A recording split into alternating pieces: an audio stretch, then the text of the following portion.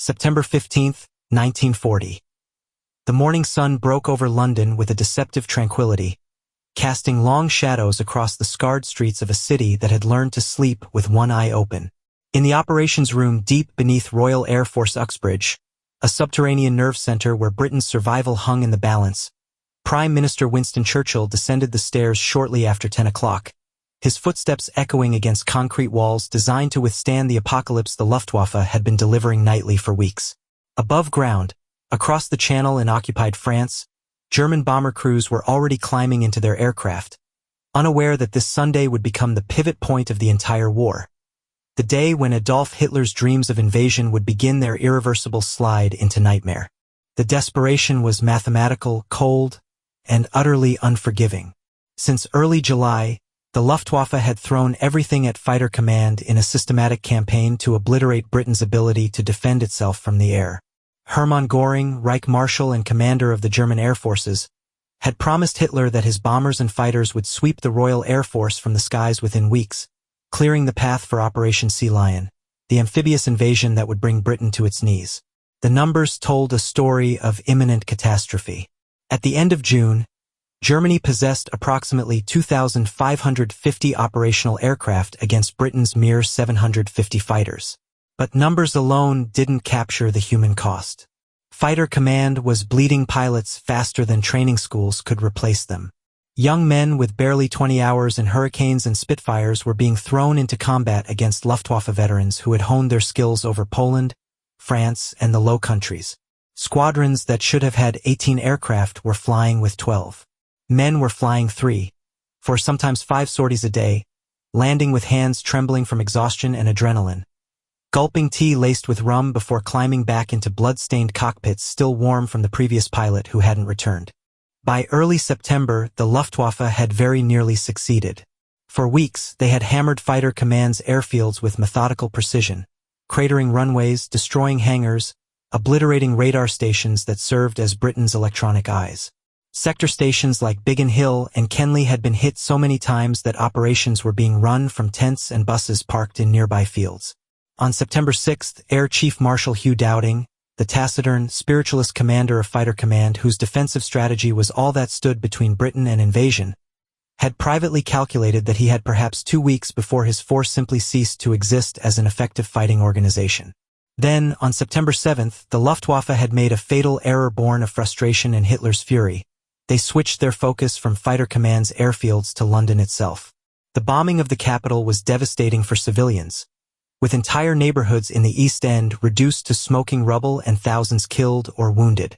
But for Fighter Command, it was an unexpected reprieve, a chance to catch their breath, repair their runways, and bring fresh squadrons south from quieter sectors.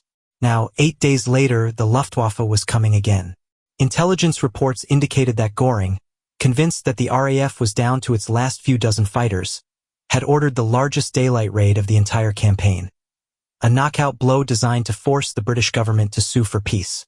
Around 1,500 German aircraft would participate in 2 massive waves, the first in mid-morning, the second in the afternoon.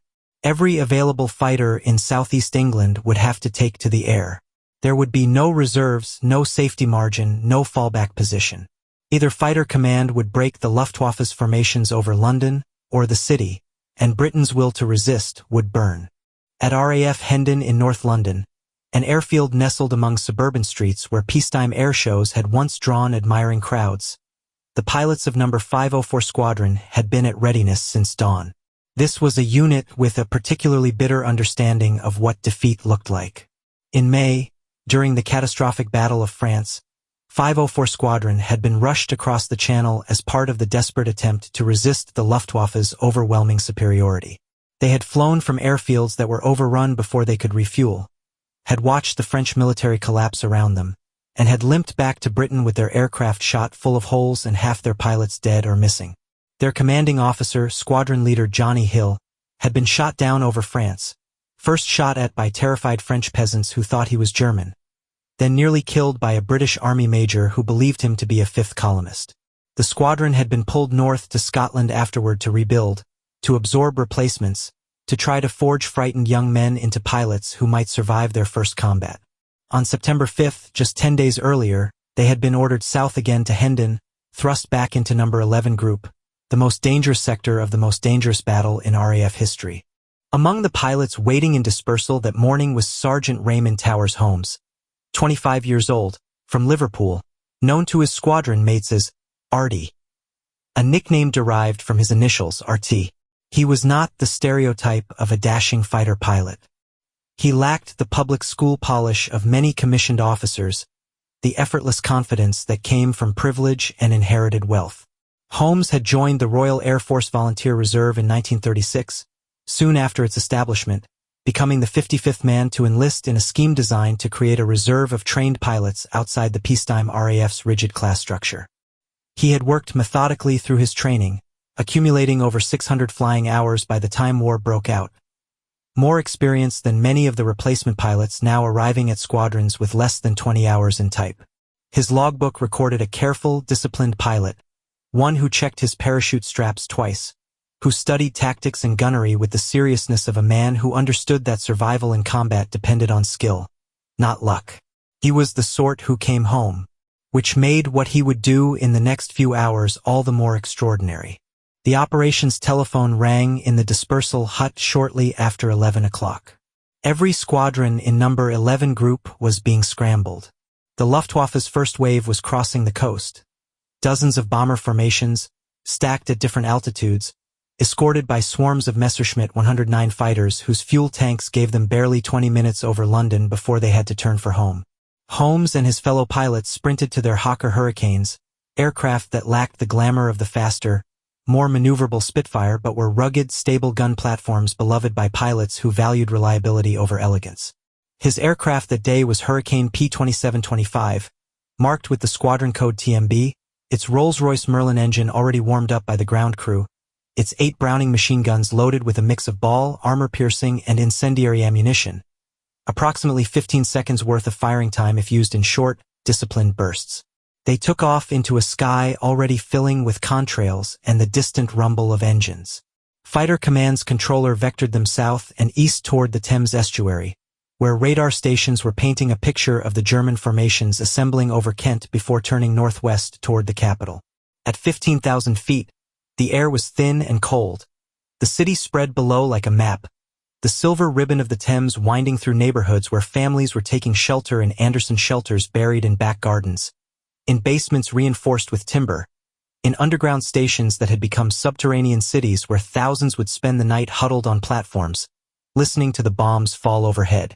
Deep beneath RAF Uxbridge, Churchill stood in the gallery overlooking the operations room, watching as young women from the Women's Auxiliary Air Force pushed markers across a vast map table with long poles, each marker representing a squadron, each movement a life-or-death calculation being made in real time by Air Vice Marshal Keith Park, commanding number 11 Group, whose tactical genius and intimate knowledge of his sector had kept Fighter Command alive through the darkest weeks.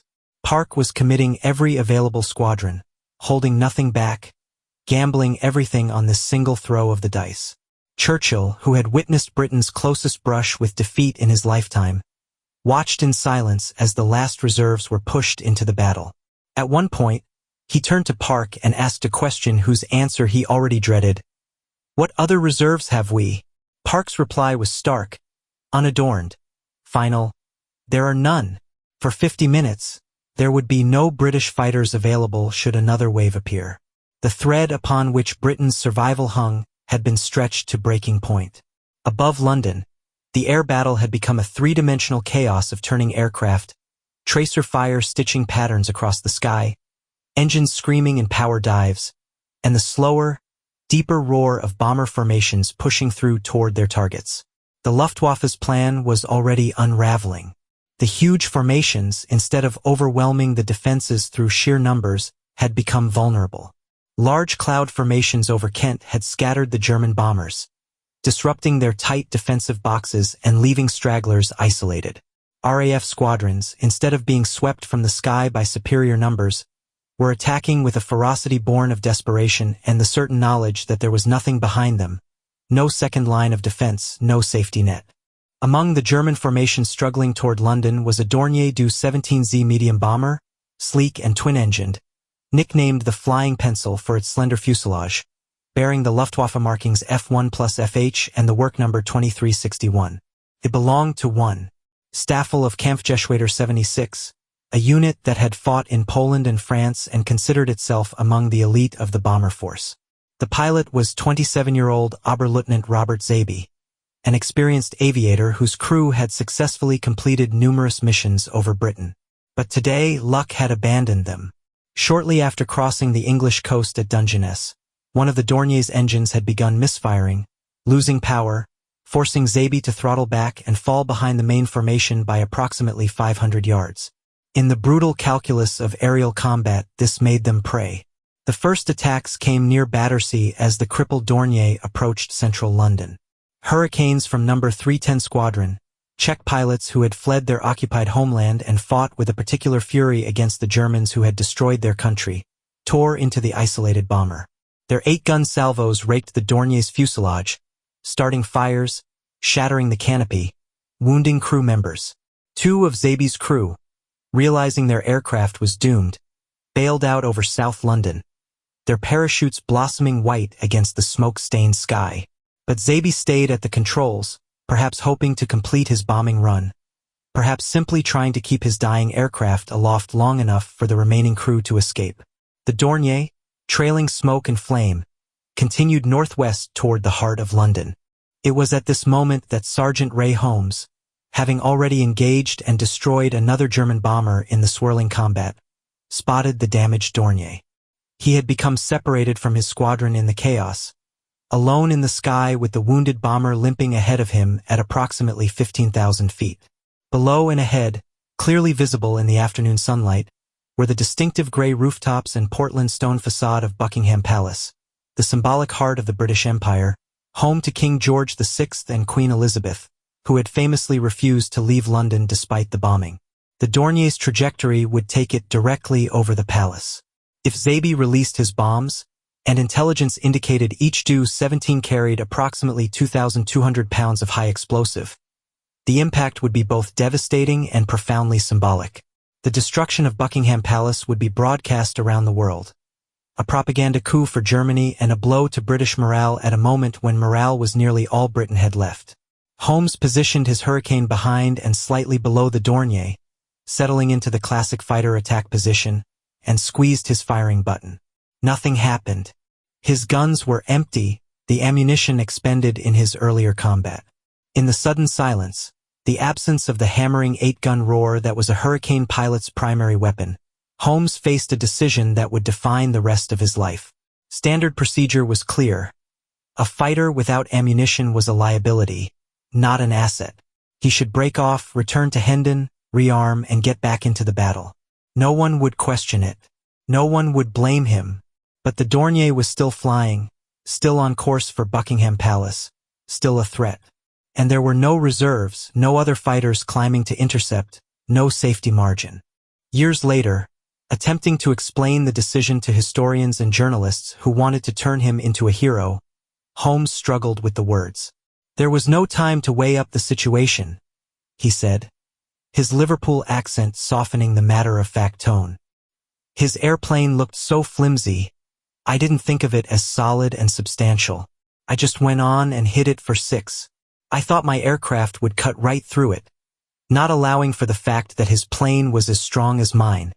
The phrasing was telling, hit it for 6, a cricket term for sending a ball out of the ground, reducing a life-or-death decision to the language of sport, the way men of his generation deflected emotion behind understatement and humor. But the reality was anything but casual. Holmes pushed his throttle forward to combat emergency power, the Merlin engine's roar rising to a scream, and aimed his Hurricane at the Dornier's tail. The collision, when it came, was catastrophic for both aircraft. Holmes's wing struck the Dornier's tailplane with the combined closing speed of nearly 400 miles per hour, a meeting of aluminum, steel, and human flesh that violated every principle of survival that had been drummed into fighter pilots. The Dornier's tail section sheared off instantly, the severed control surfaces spinning away as the bomber pitched violently forward, its nose dropping into a death dive toward Victoria Station below. Holmes's Hurricane, its wing crumpled, its aerodynamics destroyed, became unflyable in an instant. The aircraft rolled inverted and began to spin, the ground rotating sickeningly as gravity took hold. Holmes had perhaps seconds to react. He released his harness, jettisoned the Hurricane's canopy, the slipstream tearing at his face and flight suit, and pulled himself out of the cockpit at terminal velocity. The parachute, that fragile collection of silk and cord that he had checked so carefully that morning, deployed with a shock that felt like salvation. He swung beneath the canopy, watching his Hurricane spiral down toward Buckingham Palace Road, where it would crash in a fireball near Victoria Station, its Rolls-Royce Merlin engine burying itself deep in the roadway. The Dornier, meanwhile, was disintegrating as it fell. Its remaining engine broke free and crashed into the corner of Victoria Station's forecourt, embedding itself in the pavement. A large section of the fuselage slammed into Wilton Road near the station yard, the impact so violent that it would leave scars on the stone facades visible for more than 4 decades. Holmes, drifting down over Chelsea, was calculating his landing with the same methodical attention to detail that had kept him alive through 600 hours of flying. But even his careful mind could not have predicted where fate would deposit him. He came down in a residential garden off Ebury Bridge Road, his parachute catching in trees, his boots hitting not grass or pavement but the metal rim of a domestic dustbin, a standard-issue metal garbage receptacle in a Chelsea back garden. The absurdity of the landing, after the violence and terror of the preceding moments, would become one of the enduring details of the story. An RAF sergeant, having just deliberately destroyed his own aircraft to ram an enemy bomber over London, climbing out of a dustbin in a suburban garden while the city burned around him. He extricated himself from the parachute and the dustbin, scanned the garden for any sign of danger or assistance, and quickly found both. 2 teenage girls from the neighboring house, having witnessed his descent, came running over. In a moment that captured both the humanity and the surreal nature of the battle being fought over civilian neighborhoods, Holmes, 25 years old, pumped full of adrenaline, profoundly grateful to be alive, hugged and kissed them both. It was a gesture of pure relief, utterly human, completely unprofessional, and exactly what a young man who had just cheated death would do. Shortly afterward, a Home Guard volunteer arrived, pried Holmes away from his impromptu celebration, and escorted him toward Buckingham Palace Road, where the wreckage of his Hurricane lay scattered across the intersection. The scene was apocalyptic. In the center of the crossroads was a crater, water cascading from shattered mains, surrounded by twisted metal that had, minutes earlier, been a cutting-edge fighter aircraft. Holmes pocketed a souvenir, a small piece of the Merlin engine's rocker cover bearing the letters RO from Rolls-Royce, a fragment of the machine that had saved his life even as it died. Then the Home Guard volunteer led him to the Orange Brewery pub 50 yards away, where the landlord poured him a drink that his shaking hands could barely hold. Meanwhile, Oberleutnant Robert Zehbe had also managed to bail out of the disintegrating Dornier, though his descent would end very differently from Holmes's. Zehbe came down in a South London street, where a crowd that had been watching the air battle and seen their homes destroyed by German bombs for weeks was waiting for him. By the time police and military personnel fought through to rescue him, Zehbe had been beaten by the crowd, severely wounded either from the combat or the mob's fury. Accounts differ and the truth was obscured by the chaos. He died the next day, September 16th, in British custody. Of his 5-man crew, 2 had been killed in the air battle, 1 died with Zehbe, and 2 were captured and taken to prisoner-of-war camps, where they would spend the rest of the war behind barbed wire. The significance of September 15, 1940, extended far beyond a single bomber destroyed, a single fighter lost, a single extraordinary act by a sergeant pilot. The Luftwaffe's 2 massive raids that day ended in comprehensive failure. RAF Fighter Command, written off by German intelligence as down to its last few dozen aircraft, had put up over 300 fighters in multiple waves, mauling the German formations and forcing them to jettison their bombs early or miss their targets entirely. German losses for the day were officially recorded as 61 aircraft destroyed, with 93 aircrew killed or captured. Losses that were unsustainable for an air force that was supposed to have already won the battle. British losses were 31 aircraft destroyed and 16 pilots killed. Painful, but manageable, and proof that Fighter Command retained the capacity to fight. 2 days later, on September 17th, Adolf Hitler made a decision whose consequences would reshape the entire trajectory of the war. Operation Sea Lion, the invasion of Britain, was postponed indefinitely. The Luftwaffe had failed to achieve air superiority, the one non-negotiable prerequisite for an amphibious invasion. Without control of the skies, the German invasion fleet, barges and converted river craft assembled in ports across occupied France and Belgium, would be sitting ducks for the Royal Navy and RAF bombers. Hitler, his attention already turning eastward toward the Soviet Union, quietly shelved the invasion plans. Britain would not be conquered in 1940. The breathing space this created allowed Britain to survive, to build up its forces, to become the base from which the liberation of Europe would eventually be launched. September 15, 1940, would thereafter be commemorated as Battle of Britain Day, the moment when the strategic initiative shifted decisively. For Ray Holmes, the immediate aftermath was less historic and more bureaucratic. After his unexpected landing and visit to the pub, he was debriefed by squadron intelligence officers who tried to piece together the chaos of the day's combat. His Hurricane, P-2725, was a write-off, its wreckage scattered across a London intersection. But Hurricanes could be replaced. Trained pilots could not. Holmes was back in combat within days, flying new aircraft, attacking new German formations. In 1941, he received his commission, becoming a pilot officer, a transition from sergeant to officer that reflected both his survival and his competence in a service that was brutally meritocratic when it came to combat. He would go on to fly photographic reconnaissance missions, piloting unarmed aircraft deep into enemy territory to take photographs from 30,000 feet of targets, including Berlin and Hitler's mountain retreat at Berchtesgaden. He also trained Russian pilots to fly Hurricanes after Germany invaded the Soviet Union, turning former enemies into allies bound by a common foe. The story of Holmes's ramming of the Dornier circulated through fighter command and then into the press, though wartime censorship kept many details vague. The incident had been witnessed by thousands of Londoners who saw the air battle overhead and the spectacular crashes. More importantly, it had been captured on film by cameramen who had been recording the Battle of Britain for propaganda purposes. The footage, grainy, distant, but unmistakable, showed the collision and the falling aircraft, visual proof of an act that seemed almost too dramatic to be true. Over the years, as Britain processed its closest brush with invasion and defeat, certain moments from the Battle of Britain took on mythic significance. The few that Churchill had immortalized in his August 20th speech. Never in the field of human conflict was so much owed by so many to so few, became shorthand for the RAF pilots who had saved the nation. Within that pantheon of heroism, Holmes's ramming attack occupied a special place. The question of whether Holmes had intentionally rammed the Dornier or whether it was an accidental collision during a gun attack became a subject of debate among aviation historians.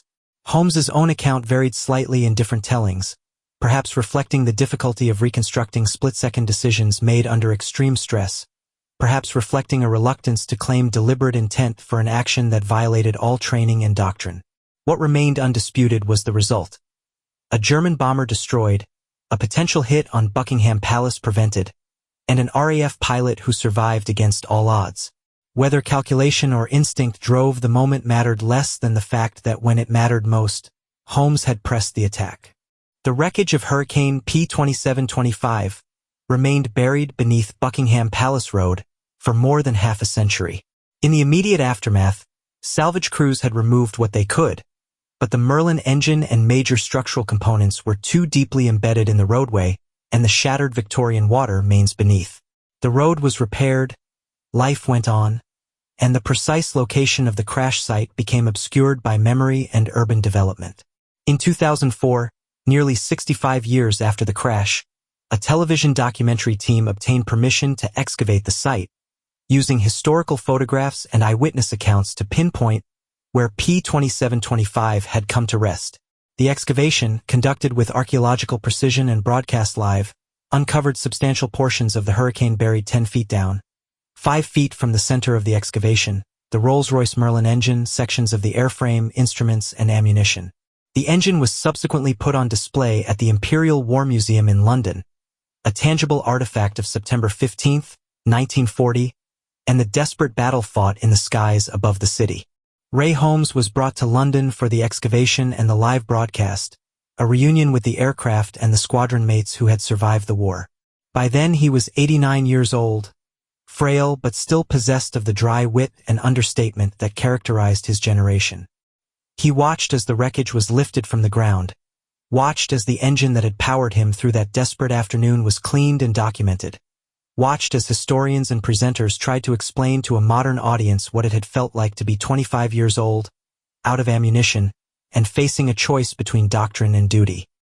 He was taken back to the Orange Brewery pub where he had been brought immediately after the crash, where he met with veterans and officials and civilians who wanted to shake his hand and thank him for what he had done more than 6 decades earlier. Holmes died on June 27, 2005, in Wirral, northwest England, at the age of 90. His death followed a 2-year battle with cancer, a final fight that he approached with the same quiet determination he had brought to the war. Obituaries in major newspapers, including the New York Times, recounted his famous ramming attack and his role in the Battle of Britain, cementing his place in the historical record. His wife, Anne, whom he had married after the war when he had returned to civilian life and pursued a career in journalism, survived him. The arc of his life captured something essential about his generation.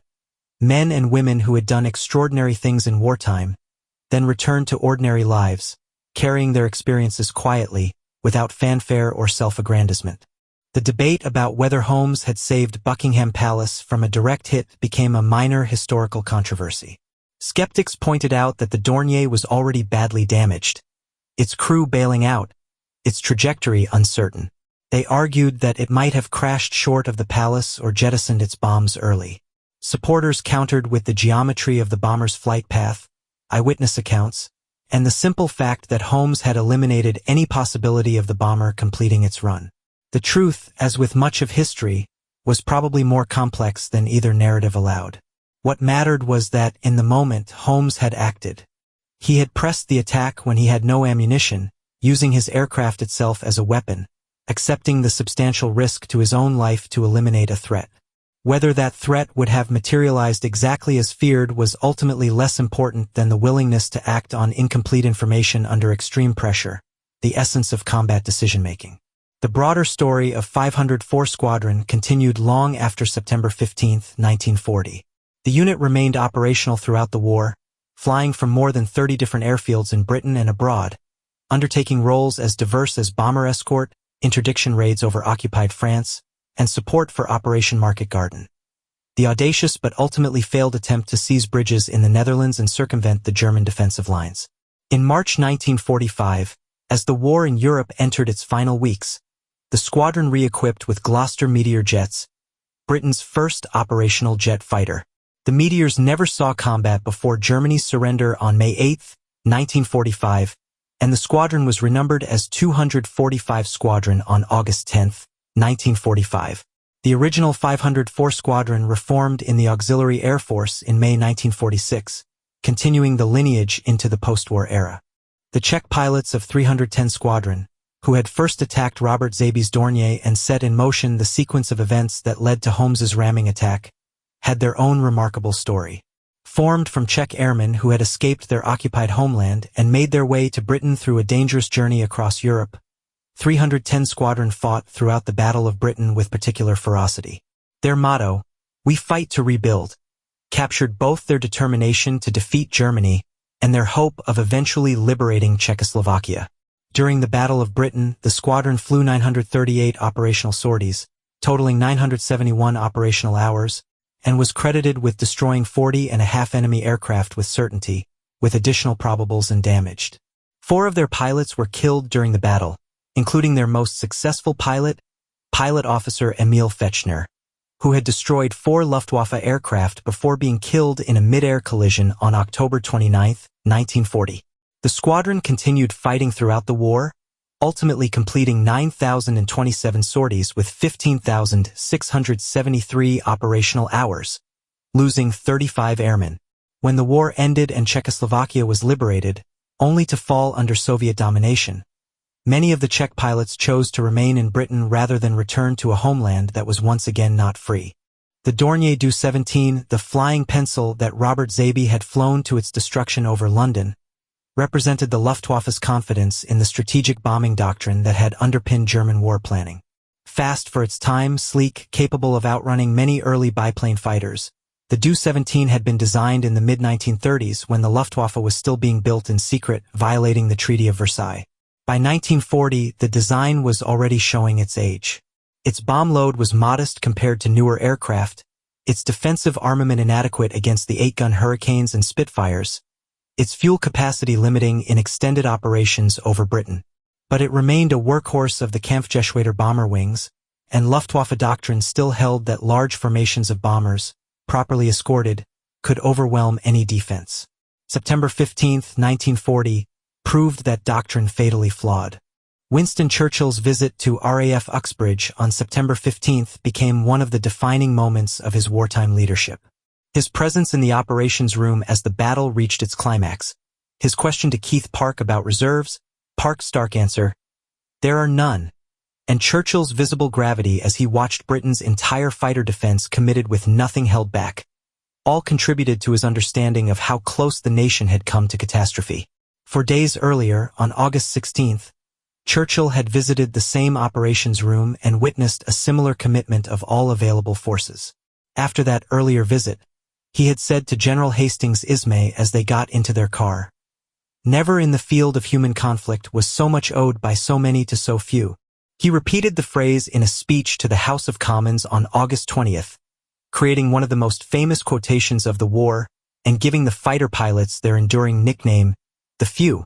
The phrase captured both the numerical disparity Britain faced and the outsized impact that a relatively small number of fighter pilots had on the course of history. The strategic consequences of September 15, 1940, extended far beyond the postponement of Operation Sea Lion. The Luftwaffe, having failed to achieve victory in daylight, shifted to night bombing. The blitz that would continue until May 1941, killing more than 40,000 British civilians and destroying vast swathes of British cities. But night bombing, for all its terror and destruction, could not achieve the strategic objective of destroying Britain's ability to wage war. Fighter Command, having survived its greatest test, rebuilt and expanded. By 1941, it was strong enough to begin offensive operations over occupied Europe, turning the tables on the Luftwaffe.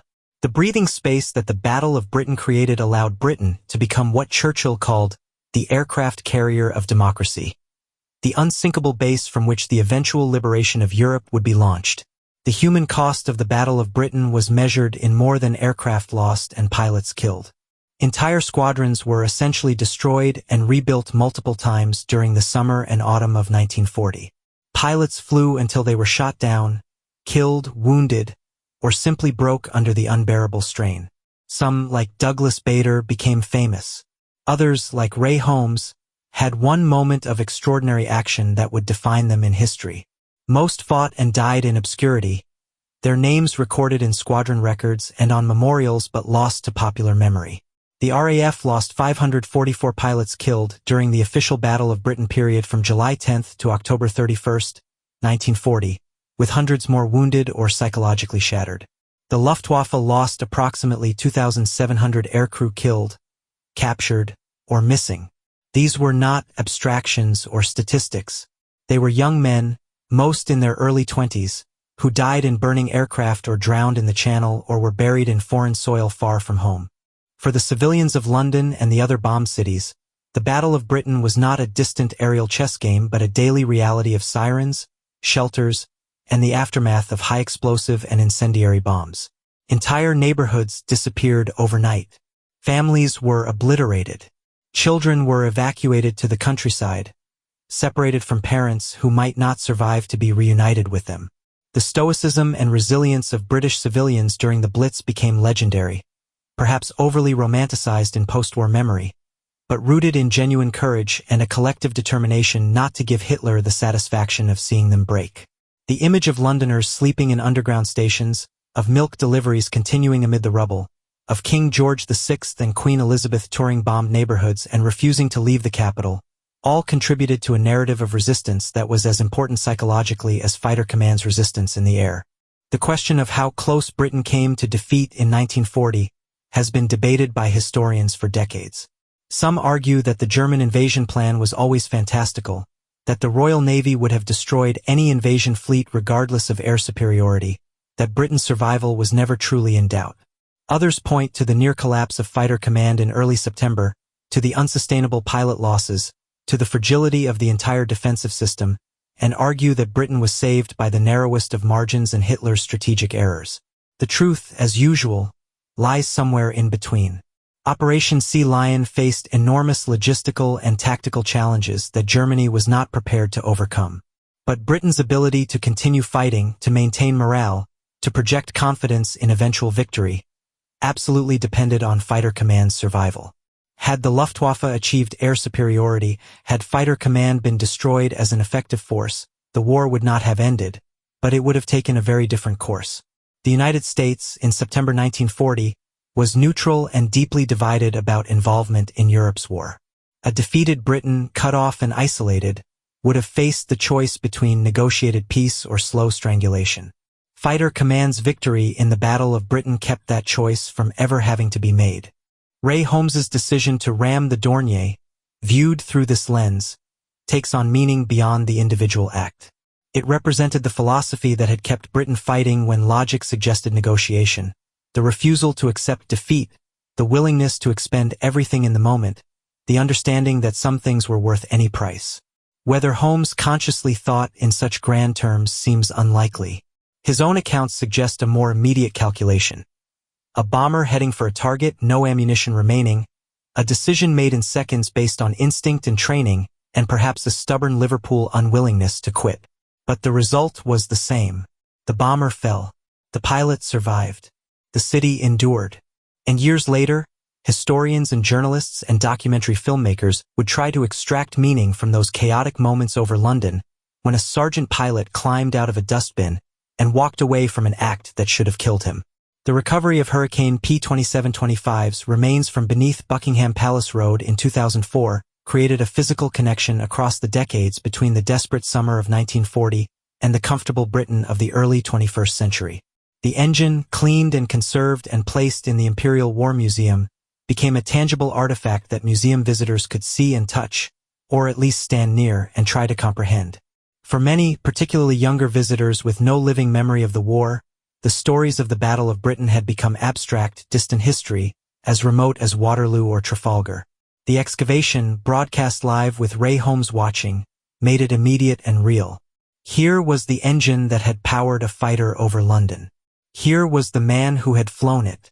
Here was the proof that the stories were not myth or propaganda but documented reality.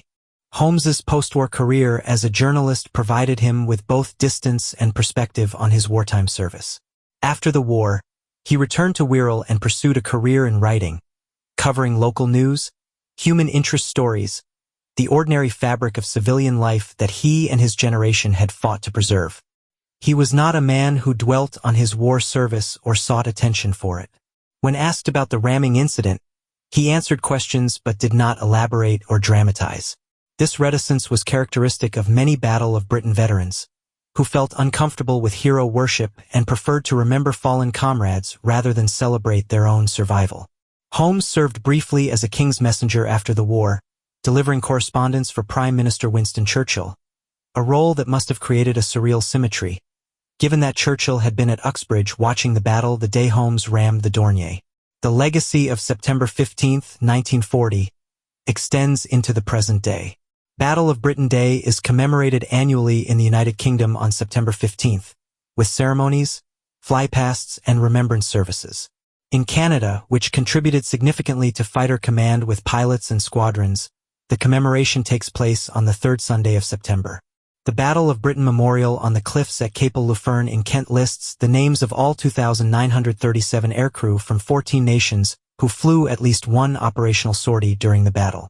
Ray Holmes's name is among them, as is Robert Zehbe's in German Records of the Fallen. The memorial stands on the cliffs overlooking the Channel, the same stretch of water the Luftwaffe crossed day after day, the same cliffs British radar operators watched as German formations assembled over France, the same strategic geography that made Britain simultaneously vulnerable to air attack and protected by the moat that had defined English security for a millennium. For historians of aerial warfare, The ramming tactic that Holmes employed represented an extreme outlier in fighter command doctrine and practice. Deliberate ramming attacks were almost unknown in the RAF, in stark contrast to later Soviet tactics during the Eastern Front campaign, where pilots sometimes deliberately rammed German aircraft when out of ammunition.